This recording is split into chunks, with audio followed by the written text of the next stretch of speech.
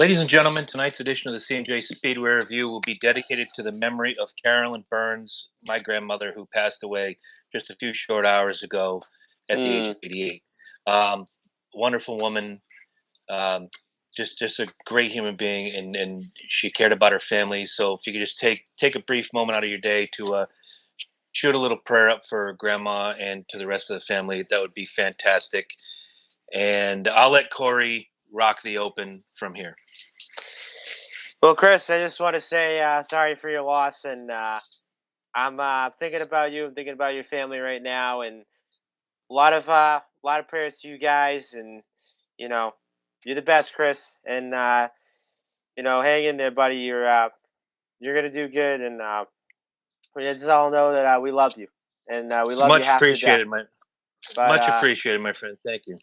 but other than that, exciting racing this weekend, both on the road courses, and I had to tell you, I think Sunday was a lot more exciting than what we saw on Saturday. And and I just had to say, like, I just had to ask this question, like, why isn't the Xfinity and the Cup Series on the road course in Canada just yet? But once NASCAR gets out of the whole like track agreement after like 2020, I think they should take a really hard look at it and say, you know what, we have to replace our road courses, and we got to go to Canada, for 1 year or something like that. Well, not just so much that is that there's a lot of room to wiggle in a road course or two more, but why not wiggle in Iowa as well? You could Yeah, go to Canada, you can go to Road America, you could easily have 5 road courses on the series. Yes, keep 2 races at Talladega. Yes, keep 2 races at Daytona. Yes, keep 2 races at Bristol. Charlotte, obviously, you have one on the super speed, and then you have one on the Roval. right. But when you look at some of the crowds that are attending a lot of these races, like in Michigan, no offense to Michigan, it's a great track and it carries a lot of speed and it's exciting racing, but they're barely filling half the stands. Why not take one of the Michigan races and toss that one to Canada? Or if you want to go to another track that has been less than full lately, why don't you grab one of the Martinsville races and throw that at Road America? Let's get some new blood in here. It's a lot like watching a movie you really don't like, but you keep watching it over and over again just because it's on and you need something to drown out the noise. Like, I don't know, The Longest Yard with Adam Sandler. Not the greatest movie ever, but when it's on, it's background noise. I can fall asleep to that movie. I can also fall asleep watching a Pocono race. If you want to take a race Mm, away, take one from Pocono, you know, put it at Eldora. Put the cup cars on the dirt. Wouldn't that be yeah. fun? It That would be would a be lot of awesome. fun, and there's also been a couple rumors that there is the possibility that NASCAR might be going back to the Nashville Fairground Speedway, so not the Super Speedway, but the Fairgrounds that Xfinity and the Truck Series used to race up until 2000. Then there's also a rumor that NASCAR might be making a return back to Lucas Oil Raceway, which is the racetrack across town in Indianapolis. And then there's also rumors where they might bring Rockingham back to the schedule. So I think what NASCAR is kind of doing is I think, they're trying to get to all these tracks where they haven't been to in a long time and say, like, you know what? Why don't we go back to all these racetracks where we haven't been to in the last 10 or 15 years, run on them? And of course, like, it's going to be like a one race deal whatsoever. But let's say if, NASCAR decides to go to Nashville Fairgrounds in a few years, you know, TV marketing is going to be a deal. The markets, that's the one thing they're going to have to watch out for. And then the next thing you know is they have to advertise it to the fans. And not to mention, we have to put all those fans in the grandstands because, like we saw the last few years, whether you watch a cup race or Xfinity race or a truck race, there's not a lot of people that fill in the stands every weekend. I probably think the reason why is because, you have, traveling and, of course, airfare, hotel prices and everything. And I probably thought to myself, like, if they can come up with a really good deal, hotel, tickets, everything, so forth, I think that would work well for all the fans. Well, you can certainly there are certainly travel packages out there that you can get that through. I know Angela and I have used a company called There and Back Again Yeah. Adventures, where we did Charlotte that way and we did Hmm. Dover that way. When we did New Hampshire just recently, that was pardon my hand. I'm just turning up the volume here so I can hear Corey. Okay. When we did New Hampshire, it was Chris. You've done this, a dozen and a half times. you book everything because you know the area. Right. So that was the one time since Angela and I have been going to races together that we didn't use a third party. We just did it all on our own. But when you find a company like There and Back Again Adventures that does a great package at a very good price, mind you, and all the perks that are involved in it, we got when we went to Charlotte, they had the where you see the scene in Talladega Nights where the woman goes nuts about the vibrations. We Yeah. sat in that club and had dinner during the Xfinity race. We had Mm. access to reality that regular Joe who just goes and buys his tickets don't necessarily have that. Please look into these companies, like Corey was saying. If you can find a package that'll get you the 3 races for the weekend, and they offer different tiers. Whereas Angela and I sat the first time, said, "Do you really want to see the truck race? No, let's make that our travel day. We'll go around town. We get into town, we check in, we go check out, especially in Charlotte, the Hall of Fame, all the different things we did. We skipped the truck race, but we certainly did the Xfinity race and everything involved with it, Mm. cup qualifying, what have you. Go look into these places. I can't say enough good things about There and Back Again Adventures. Yeah. So, um, you had some news you wanted to share about a possible move to the Cup Series for a young man that we are all excited about. All right. So there is possible rumors that I probably say it wasn't Cup, but I think it was Xfinity, if I'm not mistaken. I'm sorry, you come again. You clipped out Yeah. on me there. I think it might have been Xfinity. I don't know if it was Cup. Oh, that's right. The Yeah. possibility of Noah Yeah. Gragson going full time Xfinity. Yeah. Good idea or bad idea?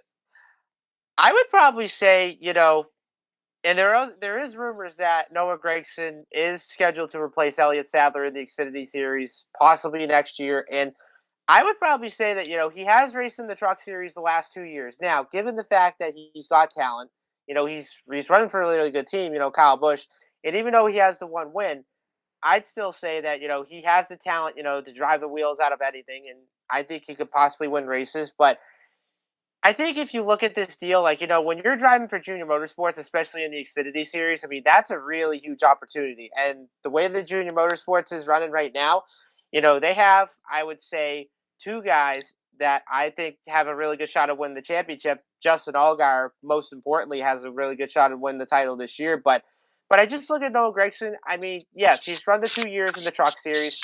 I think this kid's ready. And, given the fact that he's got the talent, especially the fact that, Kyle Busch, put him in that truck for whatever reason, so forth. I mean, I would just give him a shot in the full time Xfinity ride and see how he does next year. And, it'd be interesting to see how he does too. And hopefully he can get a couple victories. Well, maybe I would employ what we're going to start calling the Christopher Bell rule. Yeah. Um, if Gregson finishes in the top 3 in the Truck Series this year, when it's all said and done at the end of the season at Homestead Miami Speedway, then yes, I could see the impetus, and if he wins the championship, even more, the impetus for moving him up to the Xfinity Series. Right. If he has some early problems, or he has more than his fair share of problems in this 10 race playoff, I wouldn't say pull the trigger on that deal quite yet. Let's get him a little more seasoning. We've all seen the sad stories of guys like Casey Mears and Reed Sorensen, guys that you bring up too quickly and they end up stinking the joint out at some point or another. Every now and Right. again, you see one of those guys come up. Look, Derek Cope is a Daytona 500 champion. Let's Hmm. just leave it at that. There are guys like Trevor Bayne is a Daytona 500 champion. There are guys that you can bring up to that level and you know they're going to perform at a high level. Joey Logano being one of them came up when he was like, what, 2.5 years old Yeah. and drove the wheels off of everything. That's a joke. He came up when he was, what, 18 and change? Yeah. So, 18. yeah, you can have guys like Joey Logano who they're the exception. The rule is more often than not, the younger you bring a guy up, the less success he's going to have going for him. Get him some seasoning, get him some seat time in the Truck Series, in the Xfinity Series. I don't think it's a bad idea to move him up to the Xfinity Series. I don't, but not on a full time run. Give him an 18 race run next year. What is it? They have a no, I'm sorry, they have a 34 race run, the Xfinity Series. Yeah, So I think it's 32. give him 17 dates. Seriously, and if he can perform like we watched Christopher Bell last year when he was running for the truck championship, get an Xfinity car and tear the wheels off it, and had a great race. Yeah. Exception to the rule. You can't necessarily and look, there are guys like John Hunter Nemechek who have bounced back and forth and are doing like these float around dates. Somebody's got to get this kid a full time ride somewhere to compete for a championship and stop bouncing him around. But we're getting off topic here. Gragson to an Xfinity car. I'm going to say I'm 80% for it. I do agree as well, and you know, I'm just gonna see how he does this season in the trucks. I mean, championship or not, I think this kid's ready to move up to the next level. Absolutely. And as long as we're talking about the next level, I had the opportunity and I saw producer Eddie Focus there. Went to the Brooklyn Fair here in Brooklyn, Connecticut this past weekend. Had a great time. It was just me and Angela. No kids means no attitude. We had a blast. But Yeah. I ran into a family friend of the Truex family while I was Mm. there. And the hot rumor right now is that the Stewart Haas deal is a very real possibility. It's Yeah. not a rumor. You know, these guys are saying what they need to say. And I swore I'd never say his name. Around this area, there's a lot of friends of the Truex family. But he says it's not a done deal, but it's about a 70% deal right now. There are a few things that need to be done in order to make sure everybody's clear. Obviously, we're not going to hear word of that until probably inside the last 4 races of the Cup season. You don't want to leave somebody out there a sitting Right. duck. But let's be clear and honest. If Truex goes to Stewart Haas, right now the lame duck is Kurt Busch because Almirola has a 3-year deal that he's on year one of. Right. Kevin Harvick has another 5-year extension. So the only who I think has a 3-year deal, and Kurt Busch is on a contract year. The balance of power, if this happens, immediately tips to Stewart Haas Racing. Do you agree? I'd probably say maybe I would agree so, and I could probably say that if Truex does go to Stewart Haas, that's going to be the one team to watch out for next year, and plus not to mention, speaking of Truex, there has been a little bit of a rumor that I guess Furniture Row Racing, they might be selling their racing team to a GMS Racing, which of course they have their Xfinity and the truck team as we speak. So let's say if Furniture Row does sell their team, that could be the possibility of GMS having all 3 series cars or so forth whatsoever. But I heard the Truex rumor mill the last few weeks, and at first they said, well, he may be going to Joe Gibbs and being a teammate of Kyle Busch and replacing Suarez. To now, pretty much, there's a possibility he might be replacing Kurt Busch and the Stewart Haas camp and so forth.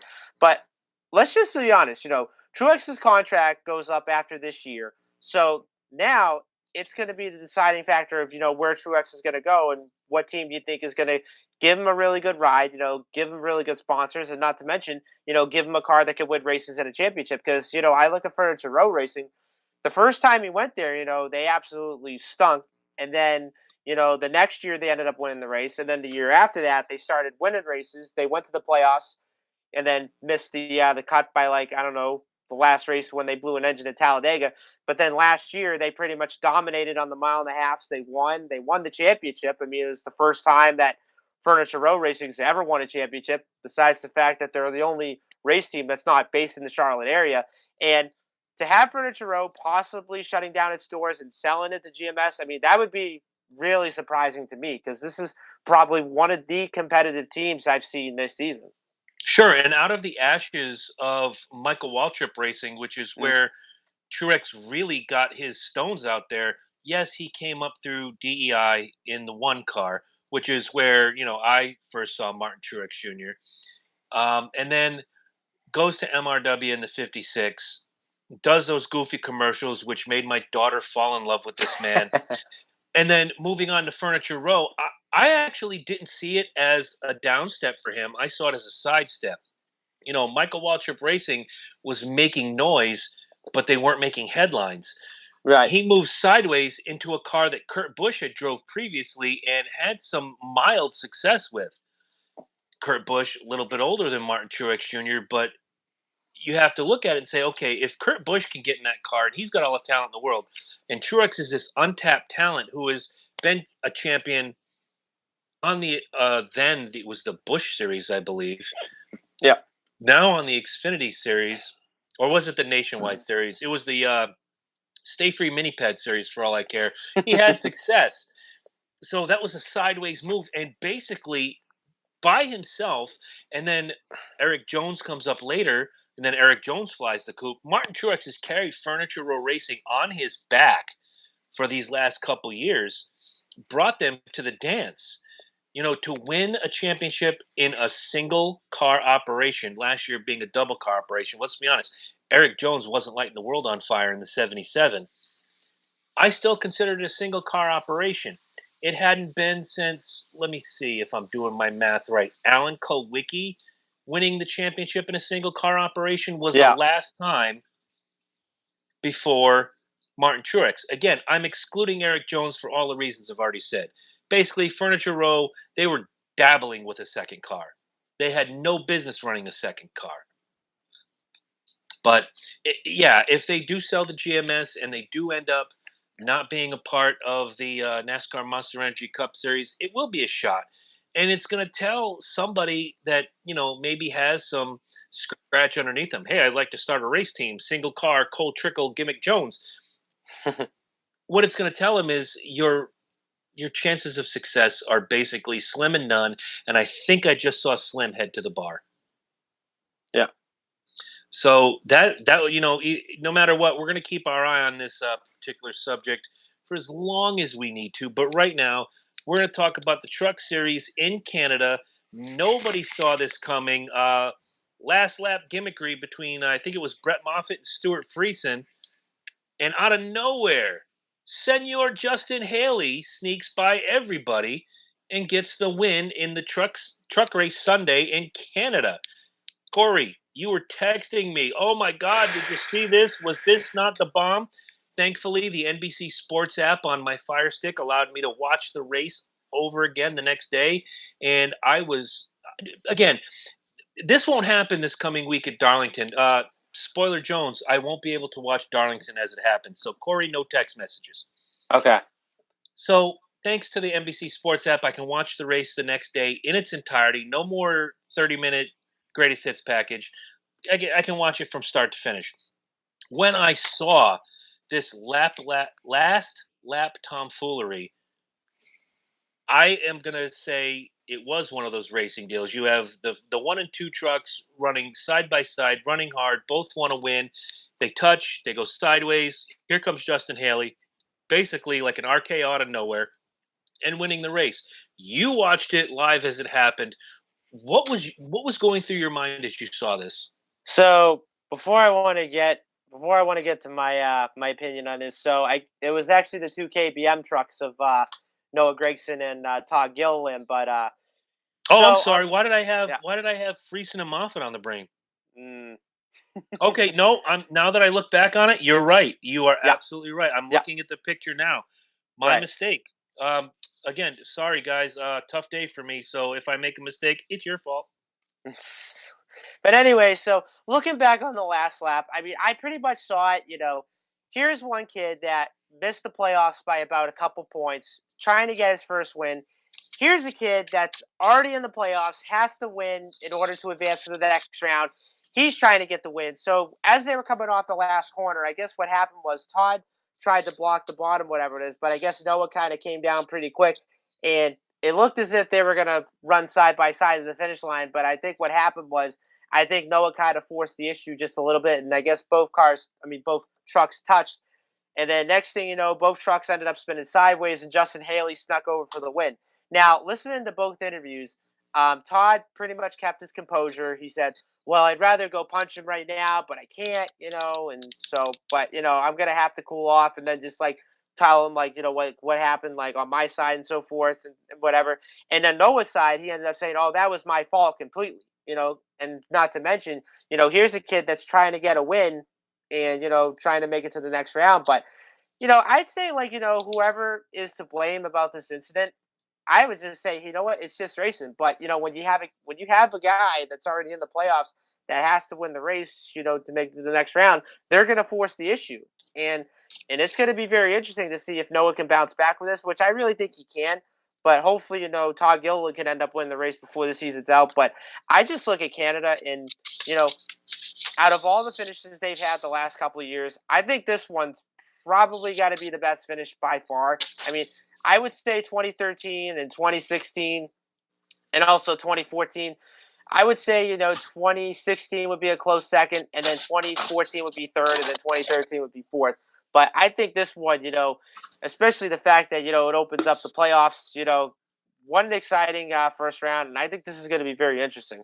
Oh, absolutely. To open the Truck Series playoff with this race and have this much excitement and this much drama coming down the stretch, especially on those last couple laps, no better way to start it off. Probably the best Truck Series finish I've seen in a very long time. I know there have been a few this year that we've talked about that have been close, but not quite to that upper echelon level. But man, what an exciting finish. Again, I apologize for not remembering it was Gragson and Gilliland. As I'm looking at the printed picture now, yeah, you're right. It wasn't the 16. It wasn't the 52. It was the 18 and the 4. So, you know what? You're the stat guy. I'm the good-looking one. Anyway, moving on. So let's break down how the race finished. We already talked about Justin Haley coming in first. John Hunter Nemechek with a very respectful second. Brett Moffitt third. Can't remember his first name. I don't have it here. But Mr. Peters, Todd, Troy, Timothy. There you go. I had it on third time's a charm. Comes in fourth. Matt Kraft in fifth. Johnny Sauter sixth. Stuart Friesen seventh. Dude, I'm having such a bad day. Mr. Hill comes in eighth. Yeah. Noah Gragson ninth, and Alex Tagliani, your lock actually. Wow, came in 10th. We already talked about Todd Gilliland coming in 11th, going down the run. Bad day for not a bad day, but not a great day for Ben Rhodes or Cody Coughlin, 14th and 15th respectively. Grant Enfinger 17th, Wyatt Snyder 19th. Then going down the list, not too many other big names until you get to front row Joe Nemechek finishing on the last row in 32nd. Do you have a happy and a sad for this race? So my happy for this race would definitely have to go to Timothy Peters. I mean, finishing in the top 5 for GMS, and I think finishing fourth is pretty much telling me something that hey, I mean, this guy can drive. I mean, certainly he hasn't been in a full-time truck in a really long time, and this is a guy that that's won races, I think, mostly on the short tracks because he's a short track guy himself. And so if anybody in the truck series that's, probably watching this, give Timothy a full-time ride. I think this guy can still do it. I think he can still win races, and he probably has another year in him. Now, my sad for this one would definitely have to go to Grant Enfinger. He ended up finishing 17th, and he was one of the playoff drivers that pretty much fell outside the top 10. But I just look at the next 2 races in this first round, and I kind of think, okay, Vegas, he could probably pull something off. But then when it comes to Talladega, which is pretty much the crapshoot, anything can happen. And then, of course, Grant has a win down in Talladega back in 2014. So he knows how to get it done in the super speedways. But the way as it looks right now, I have my prediction of Ben Rhodes and Grant Enfinger being out in the first round. It's not a bad story you tell here. I'm gonna mirror your sad. Grant Enfinger, not the best way to open out the Truck Series playoffs for 2018. You got to be stronger, and you have to, and that whole team has to put more forward. This is the real deal. This is, once you're out, you're out. There's no wild card. There's no participation trophies. This is it. Yeah. My happy obviously has to go to Justin Haley. You've stamped your ticket to the next round. There is, anything can happen in the next 2 races for this young man, but he knows he's going forward. And that's what these guys, all 8 of them, which we're about to talk about in just a minute, these 8 men, this is what they need to do to move forward is win. And if you're not the winner per se, you have to be second, third. You can even be fifth, but you can't be, unfortunately, 17th like Grant Enfinger. You gotta make your stamp early, and that's exactly what Justin Haley did at Road. Was it? No, that was at Canada. Canada. Yep. Yep, that was at Canada, and that's exactly what he did. He stamped his ticket. I won this race. I'm moving on. The next round is going to tell if Justin Haley is a contender or a pretender, and Yep. we're going to find out. So we'll move to the picks. Corey, you had a pretty good week. I got to tell you, brother. You took Alex Tagliani as your lock. He finished 10th. You took as your sleeper Justin Haley. He finished first. That's 11. You divide that by 2, and your average finish, my friend, is 5.5. Unfortunately, What? I took John Hunter Nemechek as my lock. He finished second. I took Brett Moffitt as my sleeper. He finished third. That's a total of 6. You divide that by 2. My average finish was 3, making me the Truck Series champion for the week. Thank you, drive through. On to the point standings. Johnny Sauter still leads the pack with 2081. Brett Moffitt is second with 2075. Noah Gragson third with 2070. Justin Haley at 2065 in fourth, but he has the win that moves him along. Put the little star next to his name, give him a sticker, and let's talk about the next 4. Matt Crafton is fifth with 2047 in a virtual tie with Stuart Friesen in sixth with 2047. Ben Rhodes is in eighth, 2046, and Grant Enfinger is in eighth with 2035. Now, when you look at that the bottom half of the field, Crafton, Friesen, Rhodes, and Enfinger, only 12 points separates those 4 drivers. Of course, it's the reset. Now, of those 4, you had already said it's either going to be Ben Rhodes or Grant Enfinger that finds himself on the outside looking in toward the next round. I'm going to put you on the spot. Pick one or the other. You can't have both. All right. So if I had to pick one, I had to say Ben Rhodes. I was going to say as much Ben Rhodes. Yeah. I just don't see that as much as I dig Ben Rhodes, he has a win under his belt, whereas Enfinger does not. Friesen does not. And in this year, remember I said this year, Matt Crafton doesn't have a win. Yeah. Of those 4 drivers, Ben Rhodes is just that guy. He's the guy you look at and you go, which of these kids are not like the others? Unfortunately, it's Ben Rhodes. Yeah. So the Xfinity Series ran Saturday at Road America at the Johnsonville 180. It's great, by the way, to have this many road courses this late in the season. We came out of Watkins Glen a couple weeks ago. Now we had the Truck Series at Canada, the Xfinity Series at Road America. If I go back through my notes, I could probably see others, but all I see here is please kill Corey for mentioning Chelsea every 35 seconds. Chelsea, I love you. Oh, Christ, here it comes. You walked right in there, Chris. You know what? I actually threw you the softball and you hit it over the fence. Good job, Tito Ortiz. David Ortiz, not Tito Ortiz. But at Road America, we saw Justin Allgaier come away with a win. Didn't see much of this. I did, unfortunately, watch the 30-minute greatest hits package. Not a bad run for a lot of these playoff contenders going forward. Now, if I'm not mistaken, they reset the points after this weekend for the Xfinity Series, right? So they actually reset the points after Vegas. Okay, so they have Yeah. So they have Darlington and Vegas to come up. Actually, Darlington, Indianapolis, and Vegas. Okay, can't blame you. Had a bad day. Get over it. But again, Justin Allgaier comes away with a win, and boy, if there's a guy who needed that stamp, he's been chasing Christopher Bell all year. Justin Allgaier has been I don't want to say the Martin Truex of the group, but this year when you look at the Cup Series, it's been Kyle and Kevin. On the Xfinity Series, it's been Christopher Bell and everybody else. Justin Allgaier has come up huge in the last 10 to 12 races and has made it. Now, he is now tied with wins with Christopher Bell. And we'll get to the points in just a minute. But, my God, was there a more important race for him to win than this road course?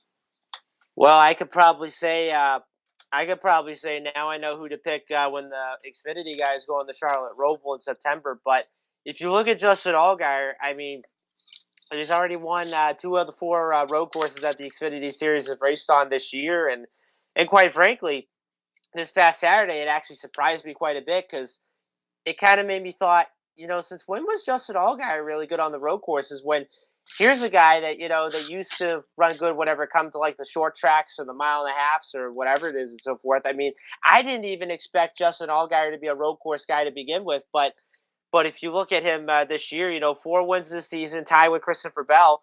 We're already seeing a championship preview of who's going to want this title the most, and I really think it's going to come down between the 7 and the 20.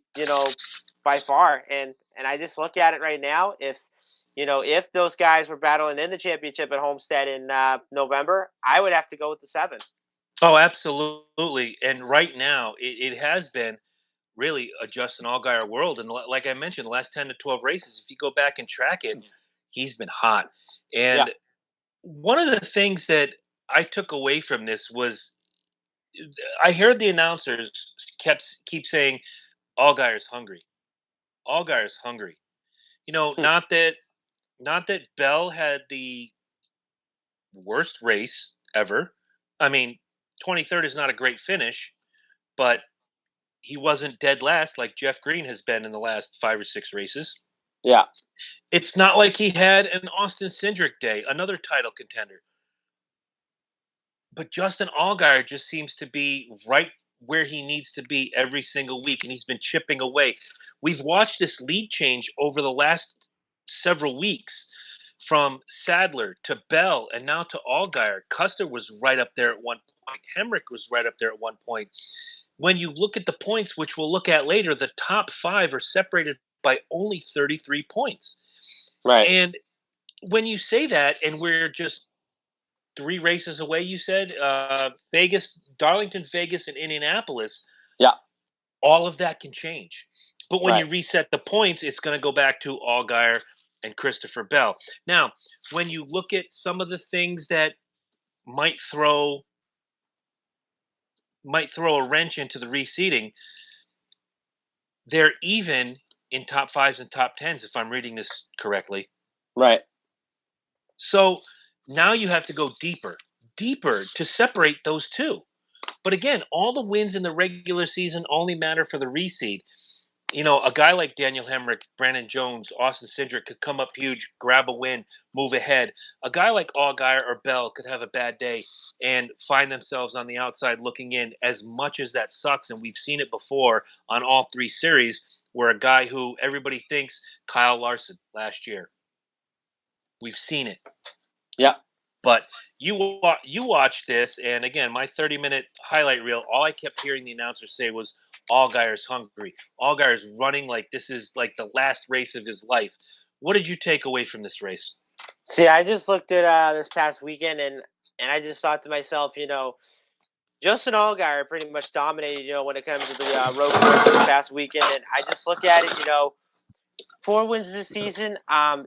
It's definitely, Justin's already now in the talks of, now he's already going to be a title contender come November, because the way I look at it right now, it's going to come down between Justin Allgaier and Christopher Bell for the championship. But going back to the race on Saturday, it was really awesome to see Bill Elliott run the race on Saturday for the first time in, like, my goodness, probably decades or so forth. And so even though he finished in the top 20, I mean, not a really good day, but I'd probably say not like the worst day there is. I mean, coming home in the top 20 was pretty great. And what was also cool was Bill drove a throwback of when he used to drive for Junior Johnson back when he was in the Cup Series from like 1992 to 94. And I thought that was pretty cool. And not to mention his son, Chase Elliott, was spotting for him as well.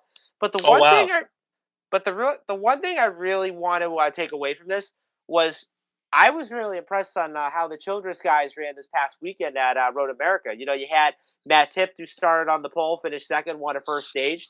Then you had Daniel Hemrick, who won the second stage, ended up finishing third. So here are 2 guys that you don't really see that often. Well, Daniel Hemrick mostly, but Matt Tifft, I was really surprised that he came home runner up. And of course, I look at it, we saw those guys, Hemrick and Custer and Sadler, those guys, finished in the top 5. And I really think those are going to be the 4 drivers besides Christopher Bell, that are gonna make that late charge in the playoffs. Get a win, advance to the next round, and I could probably see 4 of these guys making it to the championship 4 without a doubt. Easily, Yeah. no doubt about it. So let's break down the Johnsonville 180. As we mentioned, Justin Allgaier came home with the win. Matt Tift second, Daniel Hemrick third, Cole Custer fourth, Elliott Sadler fifth, Justin Marks in sixth, Ross Chastain seventh, James Davison in Yeah. eighth. There's a name you don't hear every day. Brandon Jones ninth, and Alex Lally 10th. Other notables, you had Kaz Gralla in 11th, Michael Annett 12th, Jeremy Clements 13th. Moving down the list, you had, once again, the aforementioned Bill Elliott 20th. Christopher Bell, not a great day, but not a bad day, 23rd.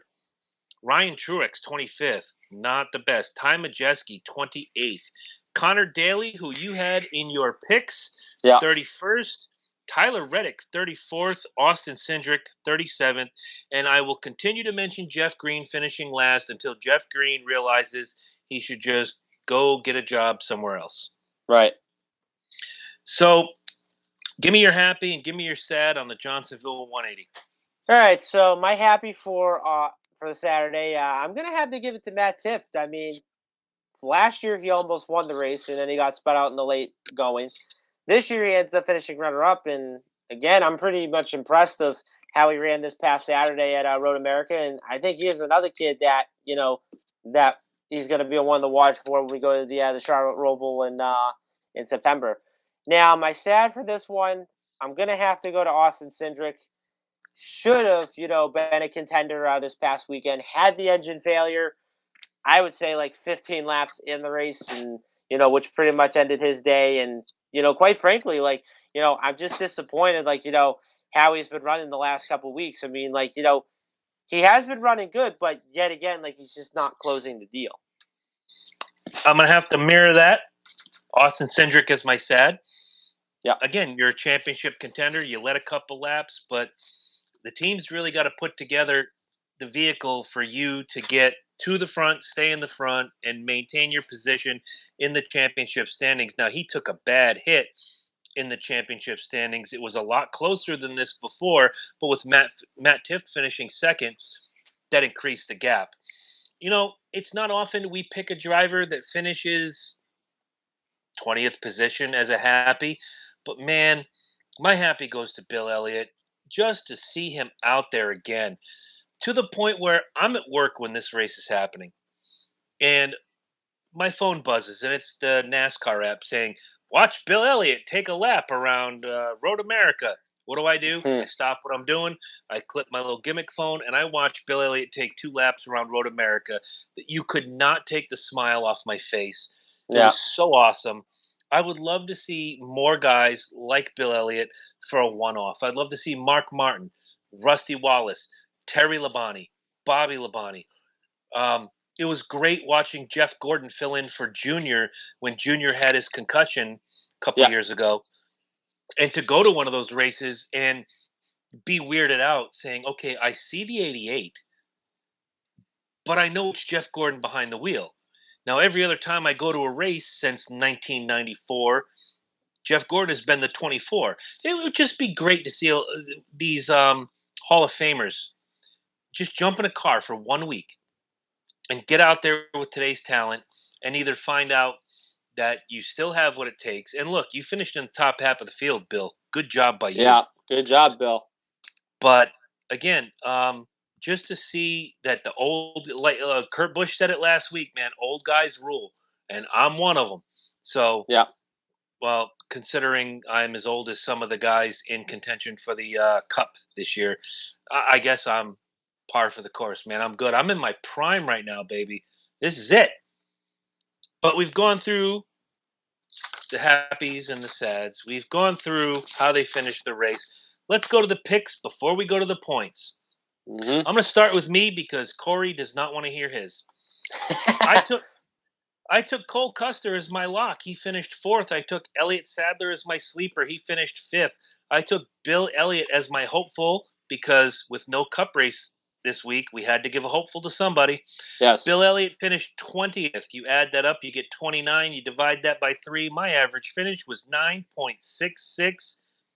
Whereas Corey took Austin Cindric as his lock. He finished 37th. He took Kaz Gralla as his sleeper. He finished 11th. He took Connor Daly as his hopeful. He finished 31st. You add that up, you get 79. You divide that by 3. As much as I don't want to say the number, I'm going to say it anyway.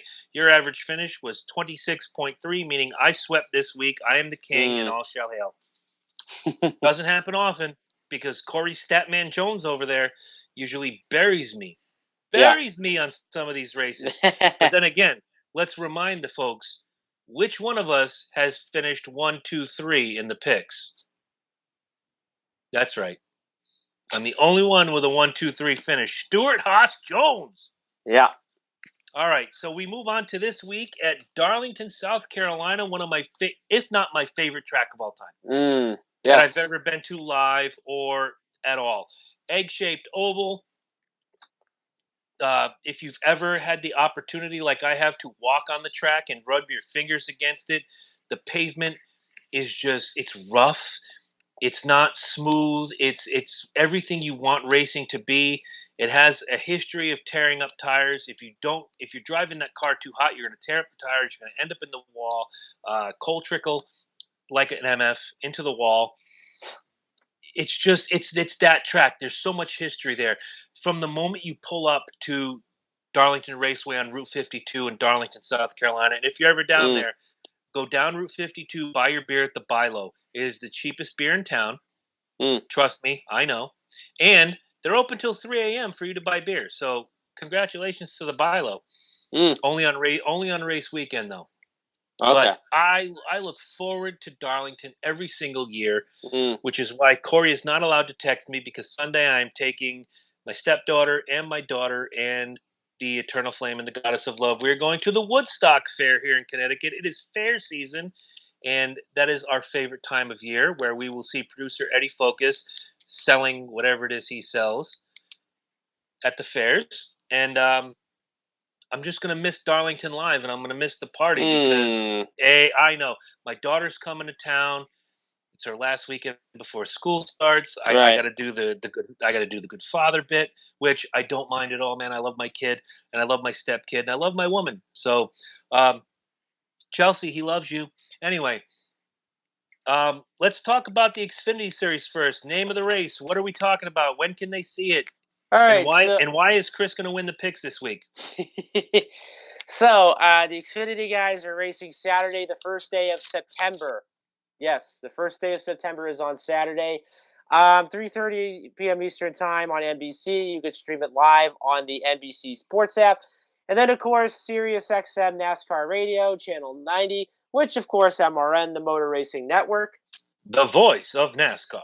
Yes, they will be down there this weekend, so it'll be fun for those guys. So I'm looking at the list. I'm going to read off the Cup guys before I read off the Xfinity regulars. So let's see. Going down, we have Ty Dillon racing in the 3-car this weekend. You have Denny Hamlin driving the 18 car this weekend. So now here's a guy that knows how to run Darlington really well, and he's going to be fun to watch too. And, amazing. And then looking down, we have Brad Keselowski in the 22. We have Chase Elliott, who's going to be back in the 23 car this weekend for GMS Racing, a week after his father. Bill drove the 23. And then, let's see, looking down, going all the way down, you will find Kevin Harvick in the 98 driving for Biaggi, the Bensi, whatever race team it is, I don't know. But and then, of course, looking at the Xfinity regulars, you have Cole Custer in the 00. You have Elliott Sadler in the 1, Matt Tifft in the 2. You have Michael Annett in the 5. You have Justin Allgaier. You have Tyler Reddick, Ryan Truex, Ryan Reed, Brandon Jones, Christopher Bell, Daniel Hemrick, Joey Gase, Alex Labbe, Ryan Sieg.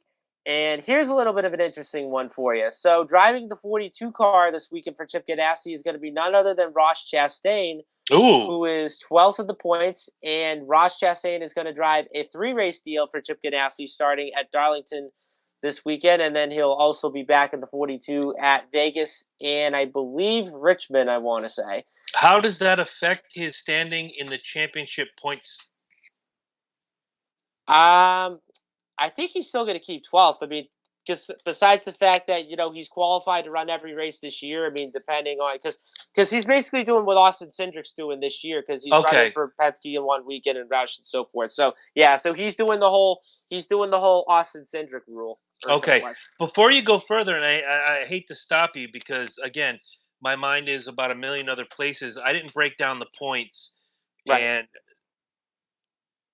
let's just do it now. Yeah. Allgaier has taken the lead, 845 with 4 wins. Christopher Bell right behind him at 840 with 4 wins. Elliott Sadler 833 in third.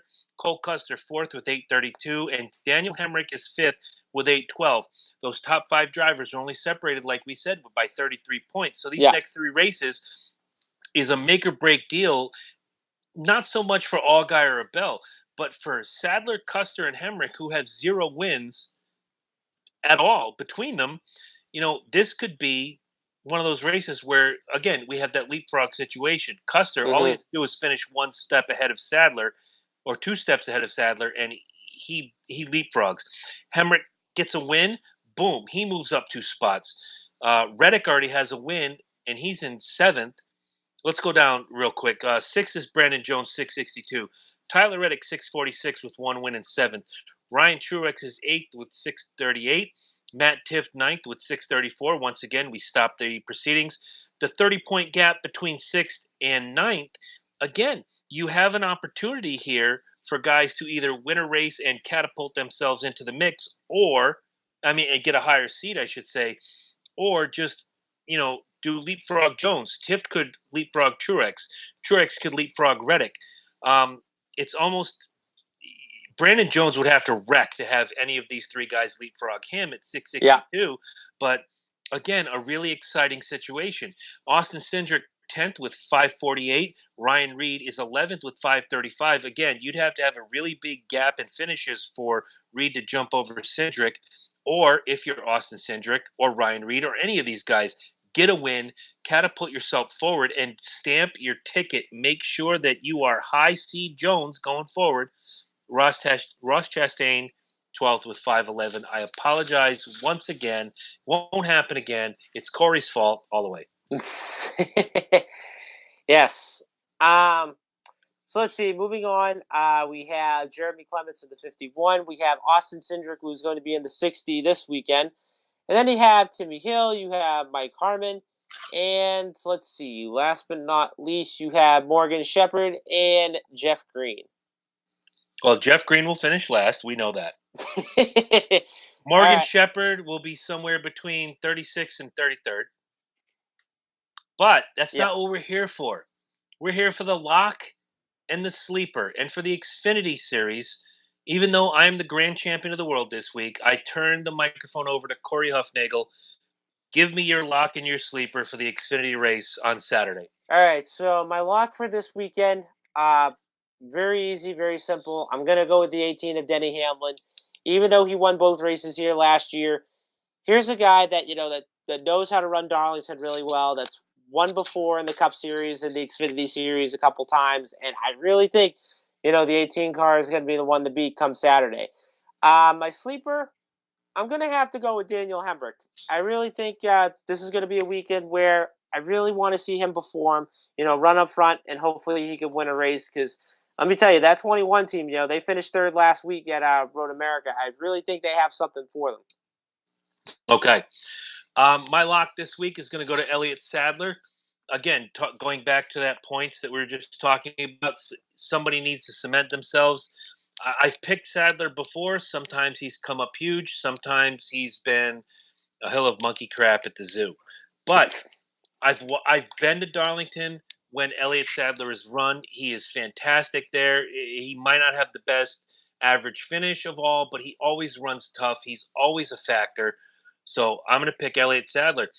My sleeper is going to be someone who needs to prove themselves after a real bad week, and I'm taking Austin Cindric as my sleeper because, again, I'm going forward until the season's over. I am only picking guys who are that particular series locked in, whatever you want to call it. If you're not a full-time truck, Xfinity, or Cup driver, I'm not picking you. I don't care if God himself comes down and says, I'm going to run the number 81 car on the Cup Series for Schnabitz-Jones-Fernham Racing. I'm not picking you.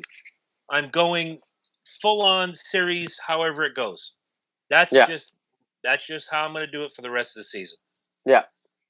So I'm hoping against hope, or hoping for hope, that these two, Sadler and Cindric, both championship contenders, can do something to turn around the past couple weeks or get a win. Or I'm rambling, doesn't matter. Let's move to the Cup. Yeah. Where are we? Oh, we know where we are. We're in Well, Darlington, South Carolina, we baby. are.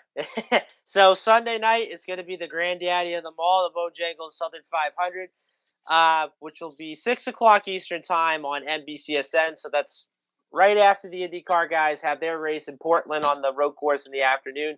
So the race will be 6 o'clock on NBCSN. Stream it live on NBC Sports app.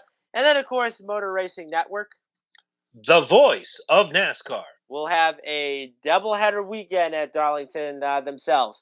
So looking at the entry list, so I'm going to read off the driver, and I'm going to read off the throwback paint scheme that they're going to be running this weekend.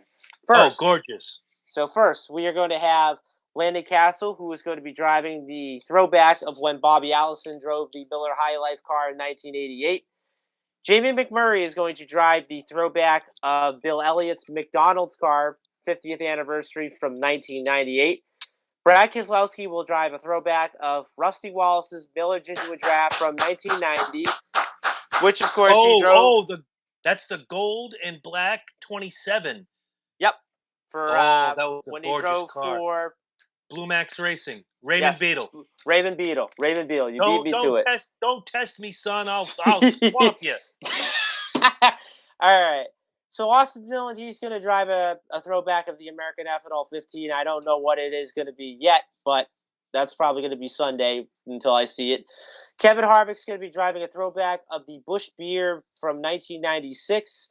Matt Kenseth is going to drive a throwback of Oscar Mayer, which I think it was like back in 2003, whatever, or so forth. Chase Elliott is going to drive. Wait, did you say so forth? Yes. Drink. I don't have anything with me now, but that's going to be later. But that's all right. Save it for Sunday. Yeah, save it for Sunday. All right. Let's see. Chase Elliott is going to drive a throwback of his cousin Casey Elliott's Busch car back from 1991 to 93. Sadly enough, Casey Elliott died from cancer back in 96, days after Chase Elliott was born. Eric Almirola is going to be driving a throwback of Smithfield Hungry Homes. And then Denny Hamlin's going to drive a throwback of the FedEx car, which he drove when he was in his late model days back in 1997.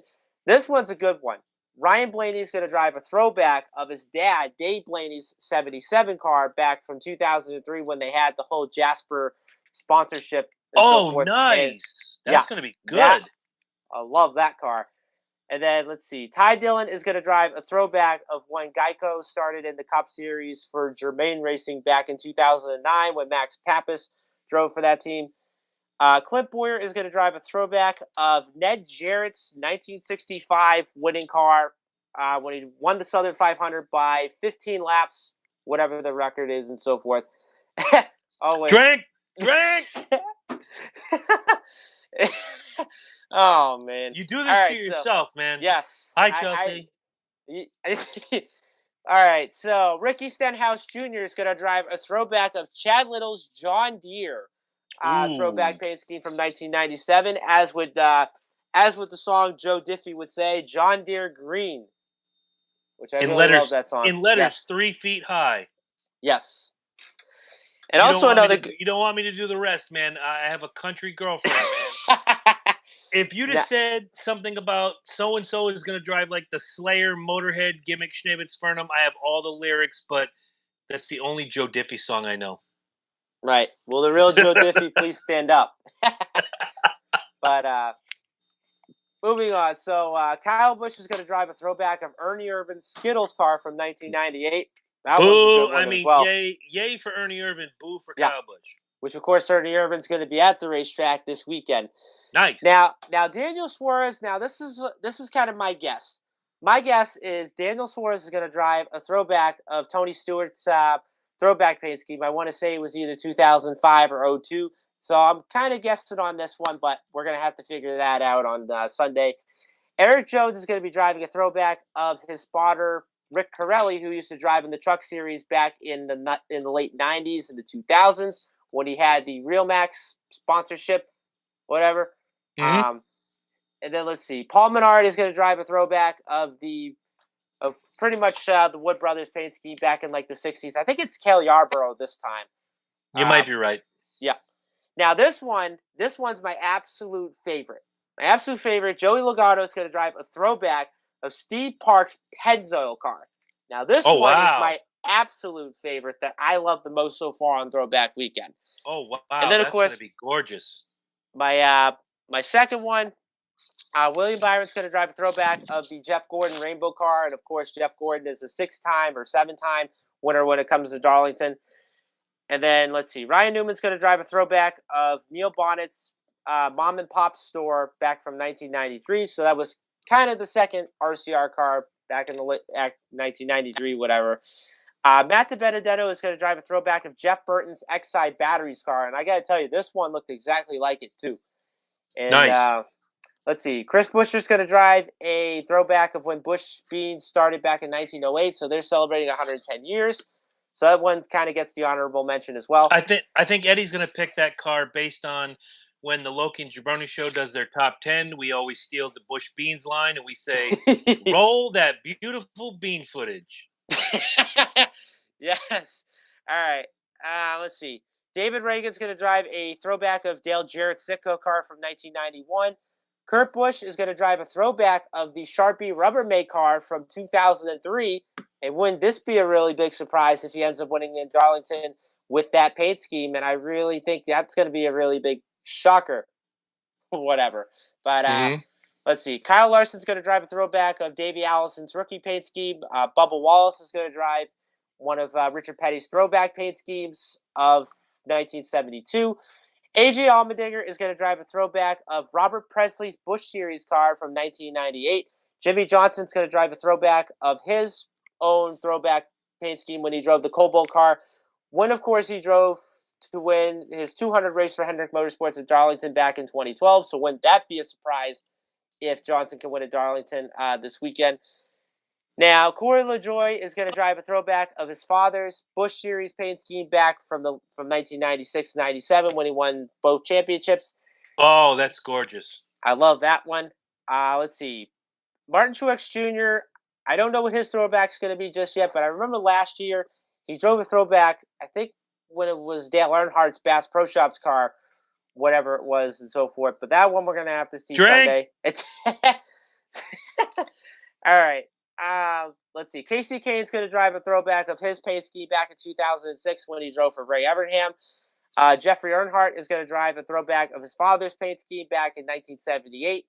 And last but not least, Derek Cope once again is going to drive a throwback of his own paint scheme. This time, Bojangles is going to be on the car for one race, which of course Derek Cope drove for Bojangles back in 1993.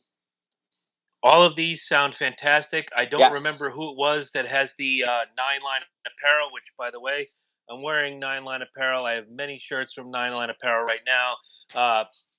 Veteran-owned. They help veterans all the time. Please, if you ever see the 9-line guys out at your county fairs or in front of any particular outlet selling their wares, please pick up a shirt.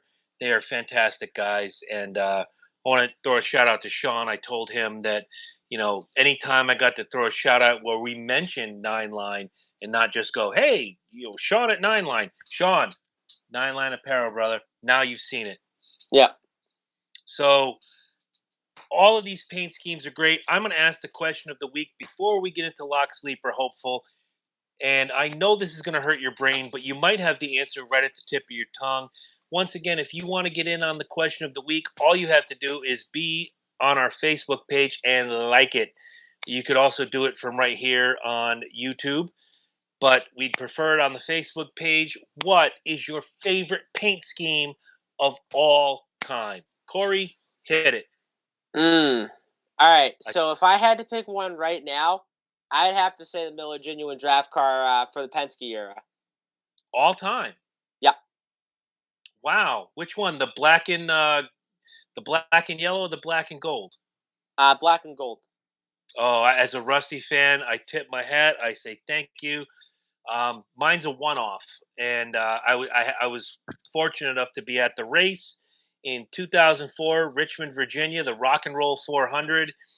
There was a Gretchen Wilson car, there was a Foo Fighters car, there was a Goo Goo Dolls car, but man, I was there to root for one car and one car only. It was the number 29 Kevin Harvick GM Goodwrench Chevrolet that happened to feature my favorite band, Kiss. And when they did driver introduction, they ride 2x2 until you get to the top 10. Well, Harvick had qualified ninth.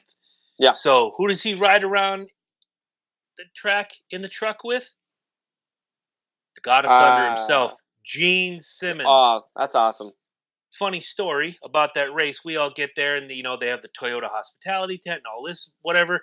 Now, the night before, we had pulled in just in time to drop off our bags at our hotel and get to the truck race.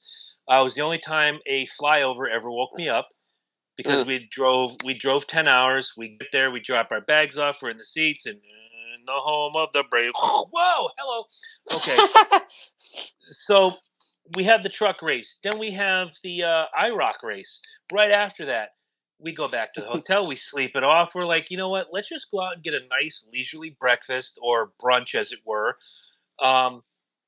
And we get to the track, and we see the Toyota hospitality tent has all this stuff going on. And we see on there meet and greet Kevin Harvick and Gene Simmons at the Toyota tent. The Toyota, I forget what it was, their slogan at the time. Yeah. Not "Let's Go Places," but whatever it was in 2004. Like, oh my God, Gene Simmons, Chris, that's your guy. We should go. Yay. Yeah, we missed it by 10 minutes. And we could not get in. But it was a fantastic weekend. And to see that car come home 10th, somewhere among the confines, I have the hat, I have the die cast. I didn't buy the shirt. The shirt looked terrible. But, man, that was my favorite paint scheme of all time. Yes, Rusty Wallace had some great ones. Harvick's had some great ones. But that Kiss car, to be there and watch it go around the track, and in my mind just going, two of my favorite things are on one place right now. It was amazing.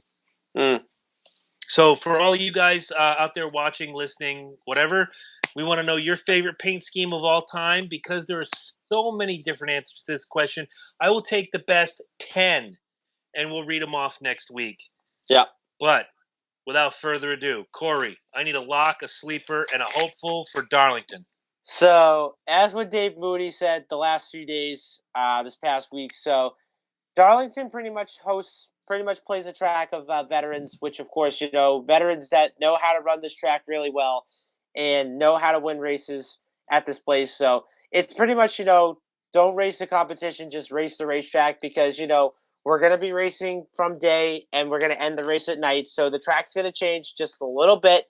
And then, of course, the track's pretty much all worn out, which, of course, everyone's all going to be screaming for tires whatsoever. But so if I had to pick a lock right now, this one's kind of a little bit of a tough one to decide. But my lock for this weekend, I'm going to go with Brad Keselowski on this one, because we're already in race 25, still hasn't got a win. And I really think this is going to be the weekend where Brad's going to get that win, lock himself into the playoffs. And, hopefully, him and the Team Penske guys, can run up front and win races, because Bristol a couple weeks ago, Ryan Blaney ran pretty good. He won a stage, could have had a shot to win, didn't have really a good race with it yet again, was pretty consistent and so forth. But so my sleeper, I'm going to have to go, let's see. My sleeper, I'm going to have to go with, all right. Dead air kills us, man. Come on. So my sleeper, I'm going to have to go with Harvick. I mean, he's a guy that's already won at Darlington and knows how to run this track pretty well too. So, he's going to be a one to watch for this weekend. And I think he's going to have another shot to win his 8th win this season. And then my hopeful, what can I say? I'm going to have to go with Denny Hamlin because, he's won the Southern 500 last year. He's won at Darlington many times before in Xfinity and Cup. And he's definitely going to be one to watch for come this weekend. Well, we've only mirrored one pick, which is good, but it's throwback weekend. And I'm going with old guys rule for my picks this week. So my lock, obviously, yes, I'm going Homer, Kevin Harvick. My sleeper, I've picked him before. I'm gonna pick him a couple more times before the season ends. As much as I dislike him, and as much as you need to take that damn picture off behind you, I'm picking Jimmy Johnson as my sleeper.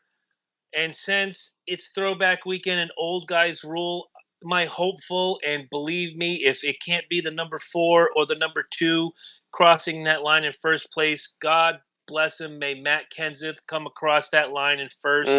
Those are my picks: Harvick, Johnson, Kenseth, right down the line. Corey, do you have anything to pimp, push, or otherwise give to the people other than your love for your woman? Well, all I can Don't do just it. say, Don't do it. Don't do it. Hey, I already said it once, so that pretty much you pretty much walked into that one. So I gave it to you. but all right. So so continue to follow us on the C&J Speedway Review. So remember to follow us on YouTube. Make sure you subscribe. Take a look at all of our videos that we uploaded, and it's actually funny because it's only been probably 1 year now since we first started, and look at where we are 1 year later. It's awesome. Well, strangely enough, today or this episode marks our exact 1 year anniversary as the C&J Speedway Review. I tip my hat to you, my friend. And go ahead.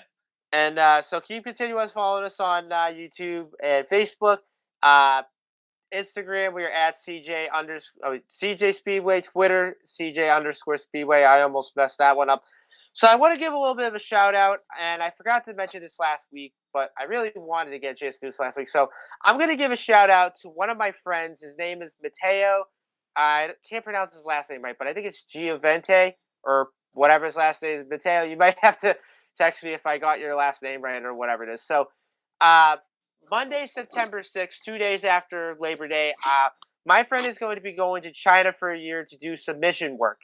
And all I can just say is I can't be any more happier and I can't be prouder of what he's doing, especially that he's doing God's work. And Mateo, if you're watching this right now, I just want to say have fun in China. You're going to do a really great job, spreading the message, especially doing mission work. We love you so much. We can't wait for you to come back home next year. And it was actually funny, too, because a couple weeks ago we had a going away party for him. And, the amount of food that we had and all the fun stuff that we had, it was pretty awesome. And and I'll never forget it. My friend Sean, over and over, he kept on saying, guys, can you believe that Matt's going to China for a year? And then 2 minutes later, it's like, guys, Matt's going to China for a year. And I'm looking at him, and I'm going, yes, he is going for a year, but he's going to be coming back next year, though. And again, he ends up saying, Matt's going to China for a year, and I'm like, we get it. We've heard this story before. Good luck to you, man. It's great to hear people going out and doing great things like this, especially when it has a purpose behind it. I definitely want to throw my prayers out to you. So come home safe. Yeah. And I'd love to hear your story. As far as I'm concerned, I got 2 shout outs. One is a personal one. He basically asked me to give him a shout out. So I'm going to indulge him. Joey Bag of Donuts, wherever you are, here's your shout out. Thank you for watching. Thank you for being a fan. He's watched a couple episodes. He's probably a busy guy. I know he's a busy guy. But every now and again, he watches, he chimes in and says stuff. So Joey Bag of Donuts, wherever you are, there's your shout out. If you're a football fan, go find the Loki and Jabroni Show. We just did our NFL preview this past week, and we had so much fun.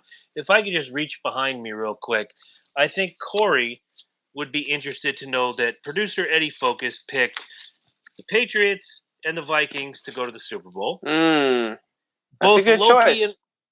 it certainly is, unless you're not a Patriots fan. But Right. that's goes beyond saying. Both Loki and myself, for the first time ever, mirrored each other's picks. We did it 3 years prior. This is our fourth year. Both of us have the Steelers and the Vikings going to the Super Bowl. If you want to Mm. hear everything else that we talked about, please go find the Loki and Jabroni Show. Enjoy the NFL preview. Have some fun with it. Subscribe to the show. Subscribe to this show. If you're watching this on YouTube, please hit the little bell next to the video and subscribe. That'll give you the update and say, hey, they're live. But do whatever you have to do. And now that we are on Apple iTunes or Apple Podcast or whatever they call it now, please find us. And if you can't watch us live when we go hot, please find us and listen to us after the fact. You'll still get all the same great news, information, etc. Schneebitzfernum.com. You'll get everything you need from us in your ears as you're driving to work, as you're going throughout your day at work, if you're allowed to wear earbuds, whatever you need, we're there for you, and we're glad to be here for you. So, with that said, Corey, any parting words for the fantastic folks of the NASCAR world? Well, all I could just say is this past Saturday I was down in No Shoes Nation for Kenny Chesney, and man, I got to tell you, it was one hell of a night. And for those of you guys that are watching, and for those of you guys that are listening, if you've never seen Kenny Chesney perform in concert, you guys have to go because he puts on a show like no other. And he's one of those guys that knows how to get the crowd going, and